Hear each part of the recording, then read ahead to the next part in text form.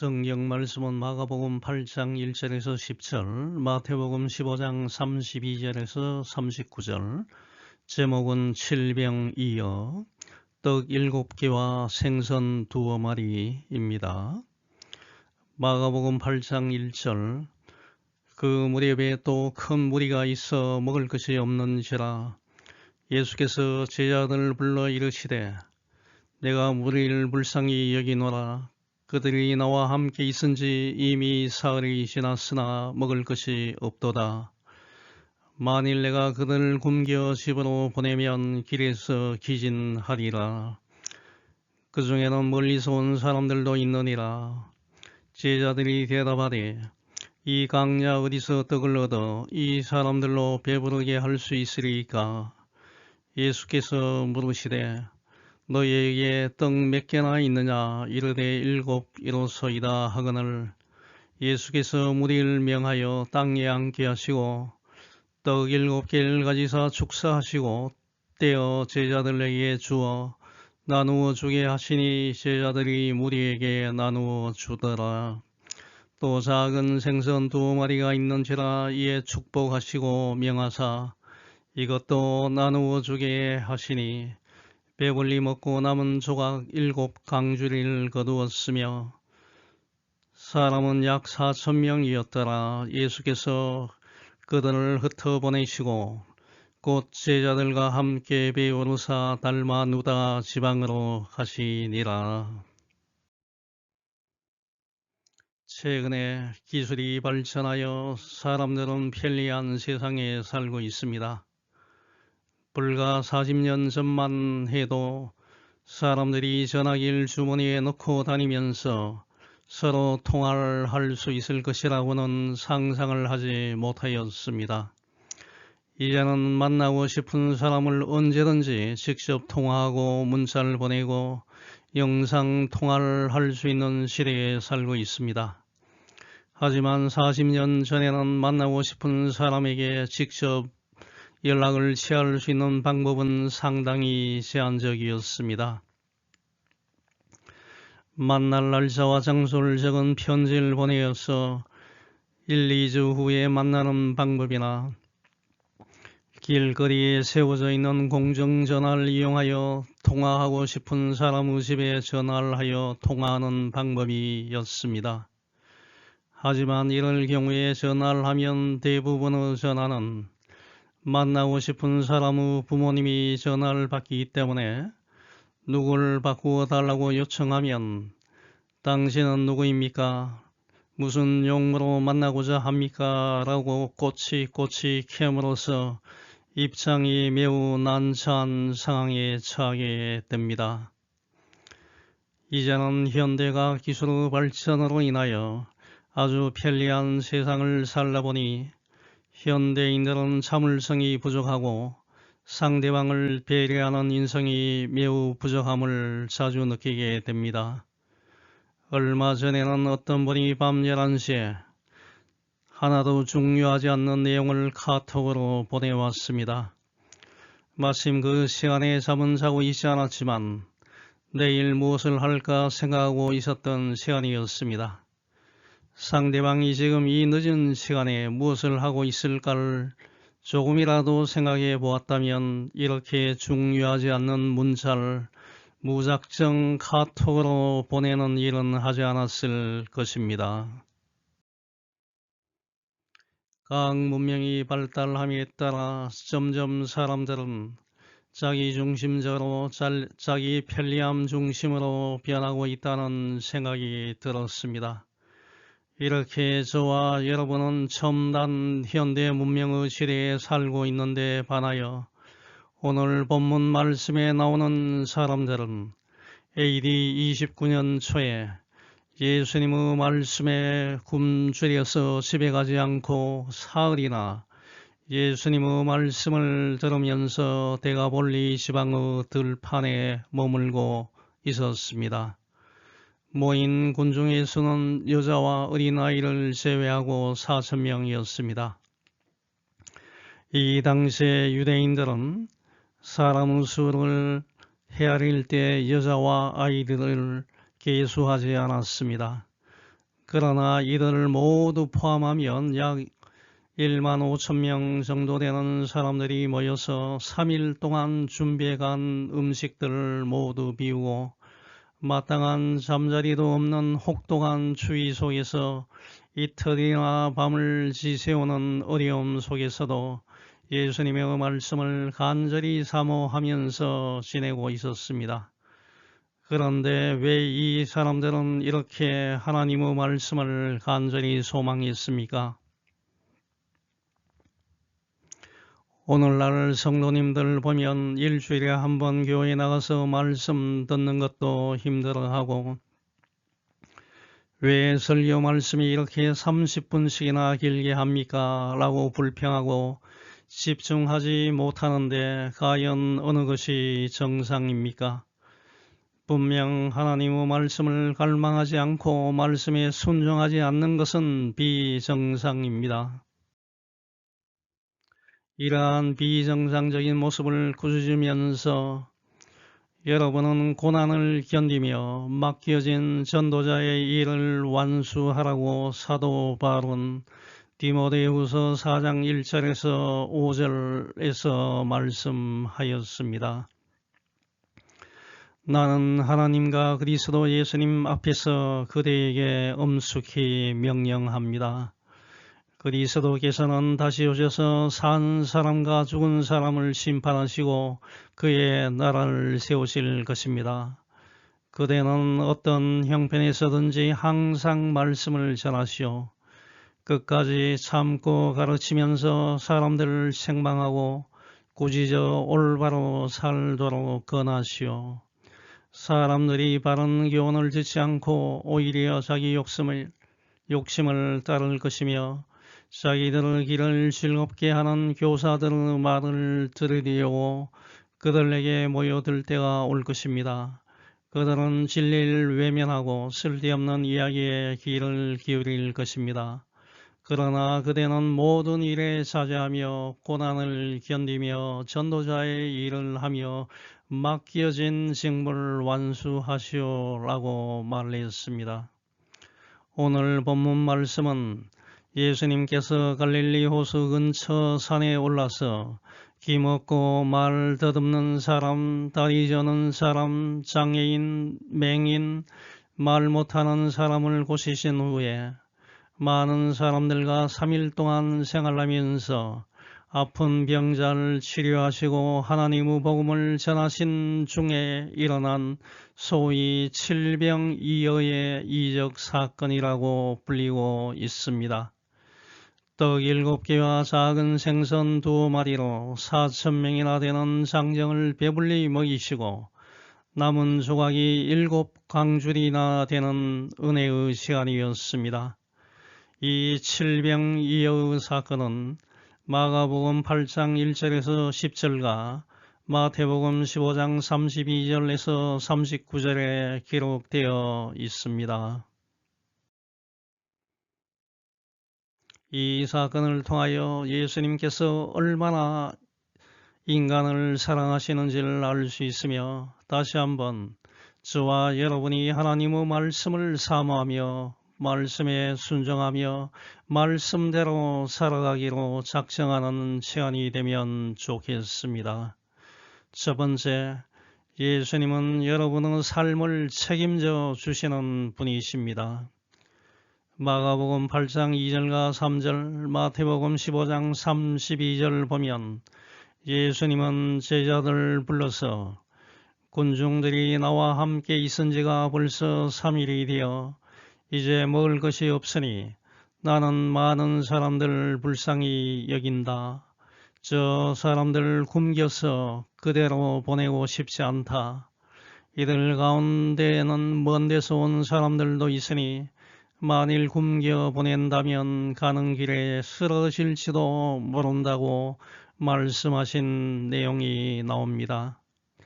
예수님은 자기 앞에 나온 사람들이 무엇을 필요로 하는지와 무엇이 부족한지를 이미 아시고 계셨고 그 사람들을 불쌍히 여기셨음을 알 수 있습니다. 예수님은 많은 사람들과 3일 동안 같이 지내면서 하나님의 복음을 알려주셨으며 그 많은 사람들이 처한 각각의 형편을 알고 계셨습니다.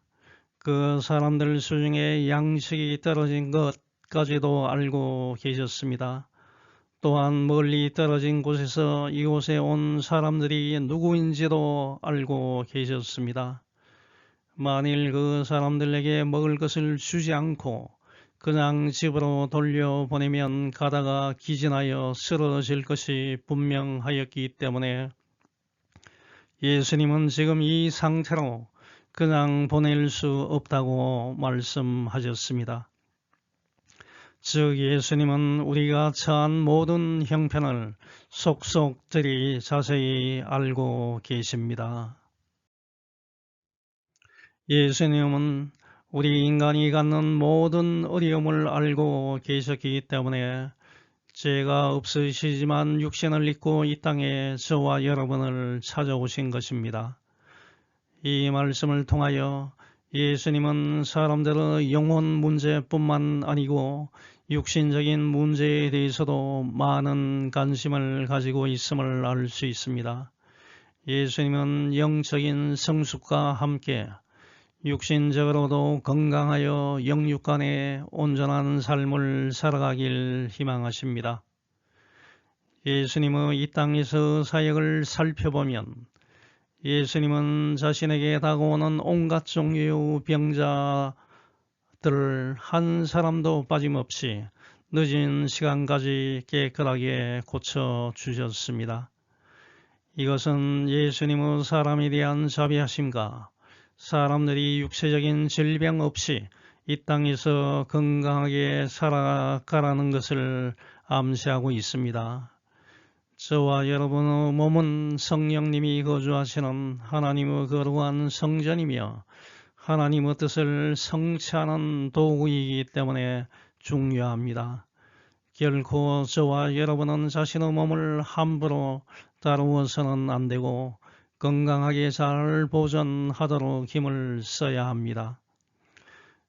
요즘 일부 사람들 보면 몸에 문신을 하거나 이상한 것을 몸과 귀와 얼굴에 걸고 다니는데 이것은 바람직하지 않습니다. 아름다움을 나타내기 위하여 몸에 무리하지 않게 화장을 하는 것은 보기에도 좋습니다만 자신의 몸에 평생 지울 수 없는 문신을 새기는 것은 한때는 좋아 보일 수 있지만 시간이 지나면 후회가 막심합니다. 주위에 보면 더운 여름인데도 반팔옷을 입지 못하고 긴 팔옷을 입고 다니는 학생들이 있어서 그 내막을 조사해 보았더니 팔에 문신을 새겨서 반팔옷을 입지 못한다는 것이었습니다. 이와 같이 고의적으로 하나님께서 주신 육체를 가볍게 여기고 함부로 다룬다면 이것은 큰 문제입니다. 고린도전서 6장 19절과 20절에서 너희 몸은 너희가 하나님께로부터 받은 바 너희 가운데 계신 성령의 전인 줄 알지 못하느냐. 너희는 너희 자신의 것이 아니고 값으로 산 것이 되었으니 그런즉 너희 몸으로 하나님께 영광을 돌리라는 말씀을 잘 기억하시기 바랍니다. 특히 예수님은 먹고 사는 현실적인 문제에도 상당한 관심을 나타내셨습니다. 만일 여러분이 신실한 그리스도인이라면 현실적인 문제를 회피해서는 안 됩니다. 현실 문제를 직시하고 그 문제를 어떻게 해결할 것인지를 고민하며 여기에 하나님의 뜻이 무엇인지를 생각하면서 하나님의 뜻을 이루어 나가는 것이 믿음입니다. 이렇게 믿음은 저와 여러분이 살아가고 있는 이 현실 속에 적용되고 문제를 해결해 나가는 것입니다. 현실을 회피하고 깊은 산속에 들어가서 생활하는 것은 올바른 믿음이 아닙니다. 비록 내가 지금 겪고 있는 현실이 어렵고 해결의 실마리가 전혀 풀리지 않고 있지만 이리저리 해결하기 위하여 애쓰며 기도하며 고민하는 믿음이 올바른 것입니다. 앞이 답답하고 캄캄할 때, 전혀 나의 미래가 보이지 않을 때 예수님 앞에 나와야 합니다. 울며 기도하고 나에게 답을 달라고 애원하며 최선을 다하여 시간과 정성을 다하여 나에게 주어진 일을 할 때에 예수님은 결코 이것을 외면하시는 분이 아니시며 거기에 상응하는 해답을 주시는 분이심을 믿고 전진하는 여러분이 되시길 소원합니다. 지금 한국에 자칭 예수라 하는 사람이 50여 명 있다고 합니다. 하지만 그 사람들은 다른 사람들 불쌍히 여기고 도와주는 것이 아니고 교묘하게 하나님의 계시를 받았다라고 말하면서 사람들이 가진 것을 온갖 수단과 방법을 동원하여 빼앗고 갈취하고 혼자서만 배불리 먹고 살고 있습니다. 그러나 사람들이 생명과 기쁨을 얻고 삶을 풍요롭게 만드시는 분은 진짜 예수님밖에 없습니다.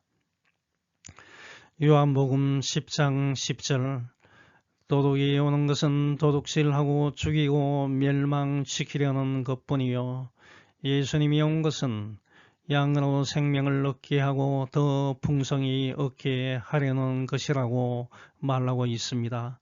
또 마가복음 10장 45절 인자 예수님이 온 것은 섬김을 받으려 함이 아니라 도리어 섬기려 하고 자기 목숨을 많은 사람의 대속물로 주려 함이라고 말하고 있습니다. 이 세상에 어떤 지도자가 사람들을 불쌍히 여기는 마음을 갖고 그 문제를 해결하려고 합니까? 굶겨 집에 보내면 가는 도중에 죽을 수도 있기 때문에 여기서 밥 먹이고 보내야 한다고 사람을 불쌍히 여기는 마음을 가진 분은 예수님이십니다. 이런 예수님이 여러분의 삶을 책임져 주신다는 사실을 믿고 생활하시기 바랍니다. 두 번째, 그리스도인은 예수님의 능력을 잊지 말아야 합니다. 마가복음 8장 4절과 마태복음 15장 33절 보면 먹을 것이 없는 사람들 굶겨서 그냥 보낼 수 없다는 예수님의 말씀을 들은 제자들이 한 말이 적혀 있습니다. 저자 마가는 마가복음 8장 4절에 제자들이 이 광야 어디서 떡을 얻어 이 사람들로 배부르게 할 수 있으리까? 라고 말했습니다. 저자 마태는 마태복음 15장 33절에서 광야에 있어서 우리가 어디서 이런 무리가 배부를 만큼 떡을 얻으리까? 배불리 먹일 만한 떡을 어디서 구할 수 있겠습니까? 라고 반문하였습니다. 이 광야에서 어디에서 떡을 얻을 수 있겠습니까? 라는 제자들의 말은 아주 이성적이고 논리적인 말입니다. 맞는 말입니다. 하지만 이 말은 지금까지 예수님과 같이 생활하고 다니면서 보고 경험한 예수님이 베푸신 놀라운 능력을 전혀 생각하지 않고 아무렇게나 생각 없이 내뱉는 불신앙과 어리석음의 극치를 나타내는 반항적인 말입니다. 왜냐하면 불과 얼마 전에 벳세다 인근 지역 벌판에서 떡 5개와 물고기 2마리를 가지고 쌍정 5,000명을 먹이고 12바구니를 남긴 경이적인 오병이어의 기적에 직접 참여하여 떡을 나누어 주었던 제자들의 입에서 이런 불신앙적인 말이 나오다니 그저 놀라울 따름입니다. 이것은 무엇을 말해줍니까? 신비로운 체험을 했다고 믿음이 신실한 것이 아닙니다. 신비한 기적을 쫓아다니지 말라는 것입니다. 뉴스를 보면 사람들이 신비로운 체험을 했다고 꿈에 이상한 신비로운 것을 경험했다고 거기에 너무 신봉을 하는데 이로 인하여 믿음을 잃어버리는 경우가 많이 생기기 때문에 반드시 하나님의 말씀에 근거를 둔 믿음을 가지시는 여러분이 되시기 바랍니다. 구약 성경을 보면 하나님의 인도하심을 받은 이스라엘의 지도자 모세를 통하여 이스라엘 백성들은 노예로 생활하던 이집트에서 해방되어, 즉 출애굽되어 팔레스타인으로 인도되는 과정에서 깊은 바닷물로 뒤덮인 홍해 바다를 사막을 통과하듯이 건너게 되고 아침과 저녁에는 하늘에서 내리는 만나와 메추라기로 식사를 하는 말할 수 없는 신비로운 체험을 했습니다만 그 백성들은 신실한 믿음의 소유자가 된 것이 아닙니다. 도리어 의심하고 불평하고 하나님을 배신하는 사람들이 되어서 결국에는 하나님이 약속하신 땅인 팔레스타인에 들어가지 못하고 강야에서 죽는 비참한 사람들이 되고 말았습니다. 신약 성경을 보면 예수님의 열한 제자로 임명되어 예수님과 함께 3년 동안 동고동락하면서 수많은 병자들을 치유하시고 심지어 죽은 사람도 살리는 기적을 체험하였던 가룟 유다가 이러한 신비로운 체험을 통하여 신실한 믿음의 소유자가 된 것이 아니고 예수님을 은 30에 팔아 넘기는 가장 큰 배반자가 되었음을 알 수 있습니다. 이와 같이 신비로운 체험을 경험했다고 모든 것을 보장해주고 믿음이 신실한 사람이 되는 것이 아닙니다.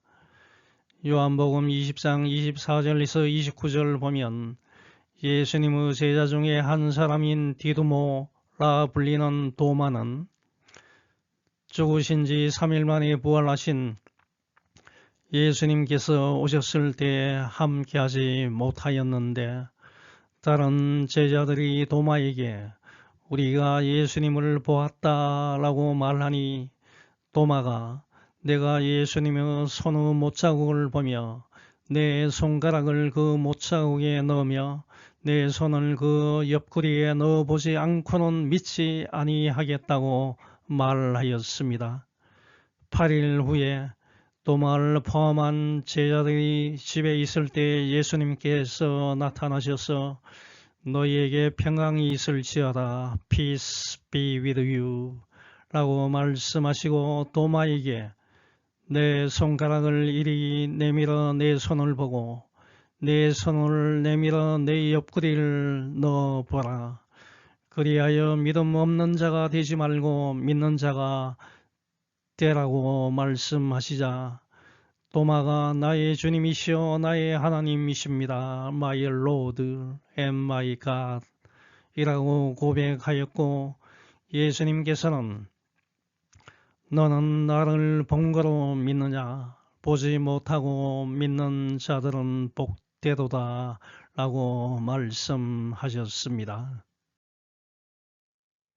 신실한 그리스도인은 도마와 같이 지나치게 체험에 의존하려고 해서는 안 됩니다. 예수님께서 제자들에게 떡이 몇 개나 있는지를 질문하자 마가복음 8장 5절에는 떡이 7개 있다고 기록하였고 마태복음 15장 34절 보면 제자들이 떡 7개와 작은 생선 2마리가 있나이다 라고 대답하였습니다.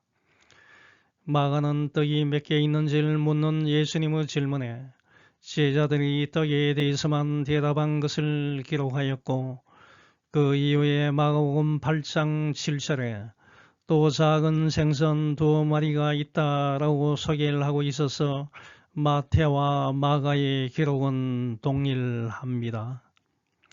이때 예수님은 제자들이 가지고 있는 떡을 가지고 그곳에 모인 사람들을 전부 먹이시는 기적을 구상하셨습니다.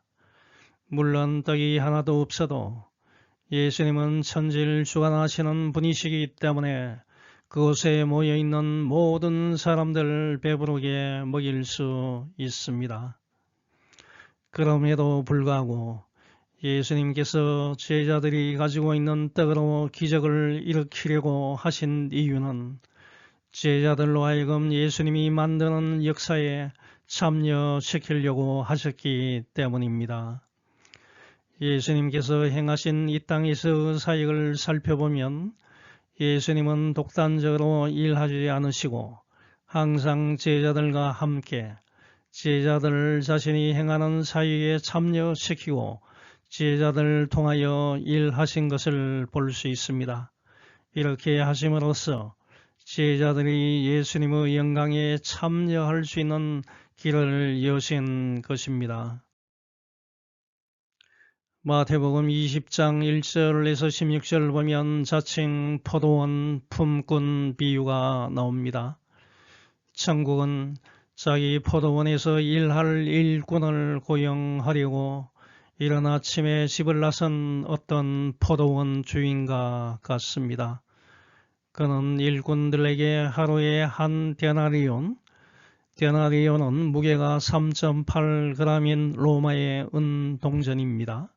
노동자의 하루 품삯에 해당하는 돈입니다. 하루에 한 데나리온씩 주기로 약속하고 일꾼들을 포도원에 들여보냈습니다. 아침 9시에 나가보니 일거리에 없어서 쌍터에서 놀고 있는 사람들이 있어서 포도원으로 들여보냈습니다. 12시와 오후 3시에 나가서 일꾼들 포도원으로 들여보냈습니다. 오후 5시에도 나가보니 여전히 일거리가 없어서 빈둥거리는 사람들이 있어서 포도원으로 들여보냈습니다. 이것은 포도원에서 일할 일꾼들이 필요해서 일꾼들 포도원으로 들여보낸 것이 아닙니다. 일꾼들에게 먹고 살 임금을 지급하기 위하여 일꾼들을 찾아서 포도원에 일하러 보낸 것입니다. 이와 같이 예수님은 자신이 하시는 일에 일꾼이 필요한 것이 아니고 자신의 일꾼된 사람들로 하여금 예수님의 영광에 동참시키시기 위하여 일꾼들을 예수님의 일에 동참시키시는 것입니다. 저와 여러분은 예수님의 일에 동참할 능력과 자격이 없음에도 불구하고 기꺼이 부르시고 참여시키는 예수님의 은혜에 감사하고 참여를 통하여 누리게 될 영광을 바라보고 열심히 일해야 합니다.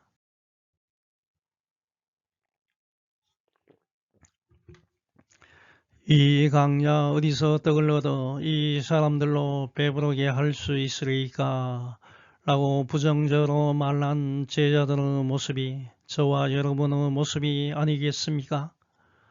아니 내가 언제 이런 불신앙을 가진 제자들의 모습을 보였습니까? 라고 반문할 수도 있겠지만 좀 더 자세히 살펴보면 제자들과 저와 여러분은 독인 객인입니다. 윷놀이 할 때 돈은 말이 한 칸, 개는 2칸 갑니다. 결국 말이 한 칸을 가나 2칸을 가나 별 뾰족한 수가 없다는 말입니다. 거기가 거기란 이야기입니다. 저와 여러분은 학교생활, 직장생활, 가정에서 생활하면서 하나님의 존재를 잊고 살 때가 많습니다. 내가 이 땅에 온 목적을 생각하지 않고 사는 사람들이 많습니다. 그냥 이렇게 산들 저렇게 산들 무슨 소용이 있나? 그냥 직장과 학교에서 힘들고 싫은 말을 들으면 술집에 가서 한잔하고 좋으면 좋아서 한잔하고 날씨가 좋으면 혼자 집을 빠져나와 바닷가에 가서 낚시하고 야구장과 축구장에 가서 흔들면서 응원하고 살다가 죽을 때가 되면 죽으면 되겠지 하고 살아가서는 되겠습니까? 나를 부모님을 통하여 이 땅에 보내주신 하나님의 존재를 생각하면서 이 목숨 다할 때까지 최선을 다하는 삶을 살아야 하지 않겠습니까? 이러한 삶을 살기 위해서는 하나님께 모든 것을 맡기고 구해야 합니다. 하나님의 능력을 잊지 말고 항상 간구해야 합니다. 마지막 세 번째, 그리스도인은 작은 것에도 감사해야 합니다. 마가복음 8장 5절 보면 제자들은 어리석은 답변에도 불구하고 예수님은 제자들에게 너희에게 떡이 몇 개나 있느냐라고 질문하셨습니다. 그때에 떡 7개와 작은 생선 2마리가 있다고 제자들은 답변하였습니다.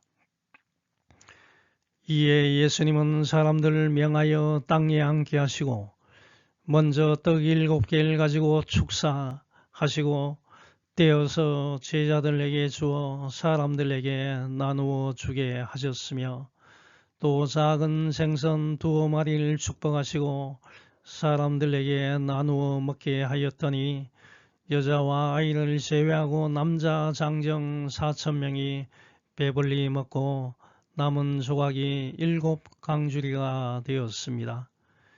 여기에 사용한 강주리 스프리스는 갈대나 식물 줄기로 크고 튼튼하게 만들어서 사람도 들어갈 수 있는 큰 강주리입니다.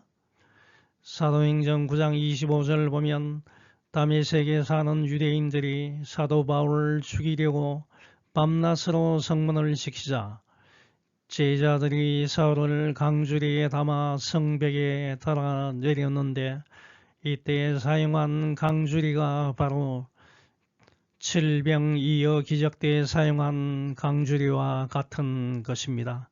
한편 오병이어 기적 때 사용한 강주리 코피노스는 휴대용 작은 바구니였습니다. 이것으로 볼 때 칠병이어 기적 때 남겨진 조각의 양이 비록 강주리의 숫자는 5개에 작았지만 오병이어 기적 때 남겨진 양보다 작은 양이라고 말할 수는 없습니다. 마태복음 15장 36절 보면 예수님께서 떡 7개와 작은 생선 2마리를 가지고 축사 감사 기도를 드리신 다음에 떼어서 제자들에게 주시니 제자들이 그것을 군중들에게 나누어 준 것을 알 수 있습니다. 제자들 입장에서 군중들에게 떡과 생선을 나누어 주는 일은 예수님의 말씀에 순종하지 않고서는 결코 쉬운 일이 아니었습니다. 왜냐하면 제자들은 알고 있습니다.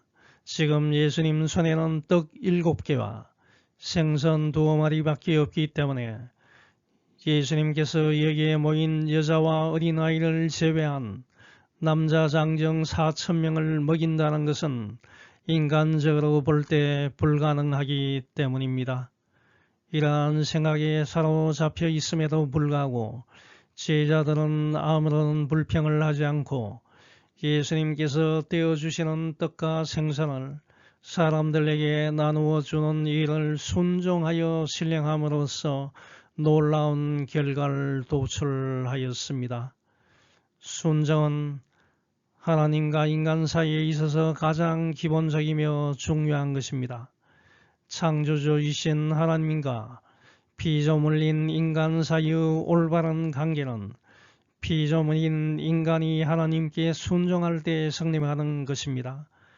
이때 인간은 하나님의 축복을 받고 하나님께서 이끄시는 삶을 살 수 있습니다.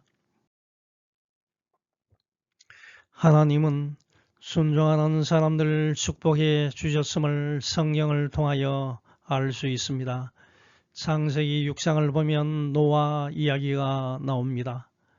노아 당시의 사람들은 하나님이 보시기에 아주 악하고 부패하여 세상은 온통 죄로 가득 차 있었습니다. 그래서 하나님께서는 노아에게 내가 온 인류를 없애버리기로 작정하였다. 그들의 죄가 땅에 가득하므로 내가 그들을 땅과 함께 멸망시킬 것이다. 너는 고페르 나무 잣나무로 배를 만들어 그 안에 칸막이를 하고 안팎으로 역청을 발라.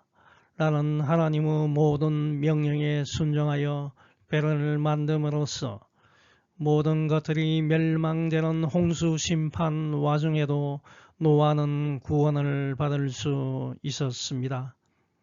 창세기 12장을 보면 아브라함은 너는 내 고향과 친척과 집을 떠나 내가 지시할 땅으로 가라는 하나님의 말씀에 순종하여 75세에 살던 하란 땅을 떠남으로 인하여 결국에는 믿음의 조상이 되었습니다. 창세기 26장을 보면 아브라함의 아들 이삭은 하나님께서 말씀하신 너는 이집트로 내려가지 말고 내가 지시하는 이 땅, 그랄 땅에 머물러 있으라는 말씀에 순종하여 그랄 땅에 머물러 그 땅에 농사를 지었더니 하나님께서 축복하심으로 100배의 결실을 얻어 점점 번창하여 마침내 큰 부자가 되는 축복을 받았습니다.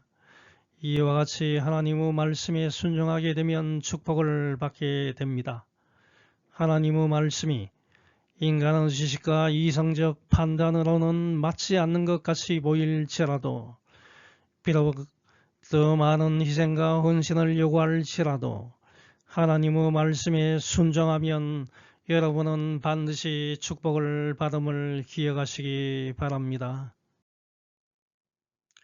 마가복음 8장 8절과 마태복음 15장 37절 보면 예수님께서 감사 기도하시고 제자들에게 떡과 생선을 떼어주시고 제자들이 그것을 군중들에게 주어 먹게 하였더니 온 군중들이 배불리 먹고도 7 광주리가 가득 찰 정도로 남게 되는 놀라운 기적이 발생하였습니다. 여기서 알 수 있는 것은 비록 저와 여러분이 갖고 있는 것이 작은 것일지라도 예수님은 그것을 통하여 큰 역사를 이루시고 부족함이 없고 언제나 필요한 것을 채우고도 남을 정도로 큰 능력을 베푸신다는 것입니다. 즉 예수님은 자신에게 바쳐진 작고 하찮은 것일지라도 정성을 다해 믿음으로 바치는 것이라면 그것을 기쁘게 받으시고 그것을 통하여 상상할 수 없는 대단한 역사를 만드시는 분이십니다.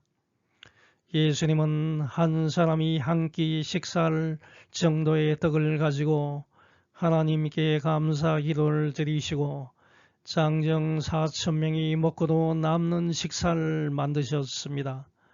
이것은 감사를 통하여 일어난 사건입니다. 하나님의 능력은 작은 것에 대한 감사를 통하여 일어났습니다. 그런데 이 세상에는 작은 것을 감사하지 않는 사람들이 많습니다. 내가 이렇게 숨 쉴 수 있다는 것은 정말 감사해야 할 귀중한 것입니다. 지금도 병원에는 숨 쉬는 것을 힘들어하는 사람들이 많습니다. 그들에게는 숨 쉴 수 있다는 것 그 자체가 감사입니다.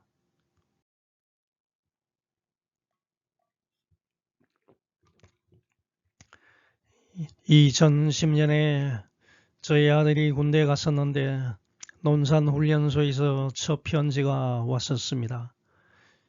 편지에 자신은 지금까지 작은 것에 대한 고마움을 못 느꼈는데 군대 와서 정말 많이 느끼고 있다는 것이었습니다. 군대에 오기 전에는 미처 상상조차 하지 않았던 것들이 지금은 너무 소중하다는 것을 느낀다는 것입니다. 그것이 무엇인지 아십니까? 물, 공기, 화장실 이용 시간이었습니다. 훈련 때 자기 마음대로 먹고 싶은 물 못 마시기 때문에 물의 소중함을 알았다는 것입니다. 하생방 훈련을 하니 공기의 소중함을 알았고 마음대로 화장실 갈 수 없으니 화장실 이용의 소중함을 느꼈고, 군에서 시간이 흘러가지 않는 듯 느껴지니 시간의 귀중함을 느꼈다는 것이었습니다. 이와 같이 평소 생활에서 전혀 느끼지 않았고 생각조차 하지 않았던 작은 것에 대한 소중함을 알게 되었다는 것이었습니다.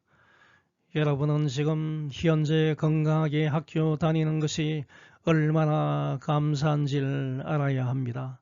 지금 회사에 다니고 있는 것이 얼마나 큰 감사인지를 느껴야 합니다. 매일 밥 먹고 공기를 마시며 건강하게 생활할 수 있다는 것이 얼마나 감사한지를 기억해야 합니다. 작은 것에 감사해야 큰 일을 할 수 있는 것입니다. 이제 결론을 맺습니다. 천지 만물의 창조주이시며 천지를 주관하시는 예수님은 사랑하는 사람들에게 질병이의 사건과 같이 넘치도록 풍성한 은혜를 베푸십니다. 사도 바울은 디모데전서 1장 12절에서 14절에서 나에게 힘을 주신 우리 주 그리스도 예수님께 내가 감사하는 것은 나를 충성스러운 사람으로 여겨 나에게 직분을 맡겨 주셨기 때문입니다. 내가 전에는 하나님을 모독하고 성도들을 핍박하던 난폭한 사람이었으나 믿지 않을 때 모르고 한 짓이므로 하나님께서는 나를 불쌍히 여겨 주셨습니다.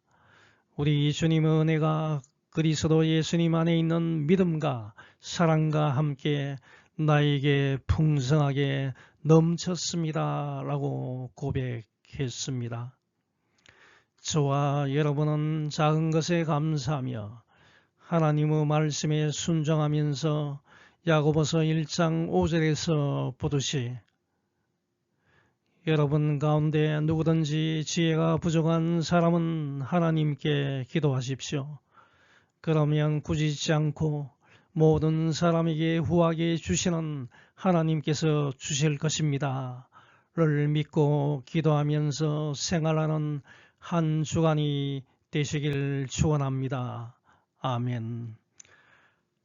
하늘에 계신 하나님 아버지, 저희 죄를 용서해 주시고 나같이 보잘것없는 사람도 성령의 감동을 주셔서 예수님을 믿게 해 주심에 감사를 드립니다. 험한 이 세상을 살면서 하나님은 저와 여러분의 삶을 책임져 주시는 분이시고 항상 하나님의 능력을 잊지 말게 해 주옵시고 작은 것에도 감사하는 생활을 하게 해 주옵소서. 이 모든 말씀 예수님 이름으로 기도합니다. 아멘.